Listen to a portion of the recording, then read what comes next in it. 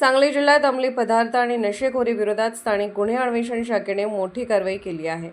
बेकायदेशीररित्या नशेसाठी वापरण्यात येणारी मेफेंटरमाइन औषधी द्रव्याची तब्बल 84 इंजेक्शन्स जप्त करण्यात आली असून या कारवाईत 56,900 रुपयांचा मुद्देमाल हस्तगत करण्यात आला आहे। मिळालेल्या माहितीनुसार सांगली जिल्ह्यात नशेचे पदार्थ विक्री व वितरण करणाऱ्या संशयितांवर कारवाई करण्याच्या सूचना वरिष्ठ अधिकाऱ्यांनी स्थानिक गुन्हे अन्वेषण शाखेला दिल्या होत्या।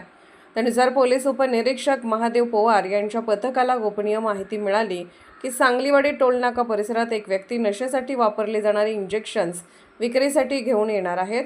या माहितीच्या आधारे पोलिसांनी सापळा रचून संशयितास ताब्यात घेतले। चौकशी दरम्यान त्याचे नाव राहुल सहदेव अडगुळे, वय 23 वर्ष, राहणार सांगलीवाडी, तालुका मिरज असे असल्याचे निष्पन्न झाले।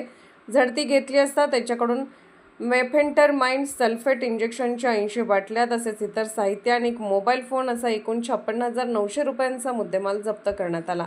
पोलिसांच्या चौकशीत संबंधित व्यक्तीने ही इंजेक्शन्स ऑनलाईन मागवून तरुणांमध्ये विक्रीसाठी आणल्याची कबुली दिल्याची माहिती समोर आली आहे। या प्रकरणी सांगली शहर पोलीस ठाण्यात गुन्हा दाखल करण्यात आला असून पुढील तपास सुरू आहे। नशेखोरी विरोधातील ही कारवाई स्थानिक गुन्हे अन्वेषण शाखेने केली असून जिल्ह्यात अशा प्रकारच्या बेकायदेशीर कृत्याविरोधात कारवाई सुरूच राहणार असल्याचा इशारा पोलिसांनी दिला आहे।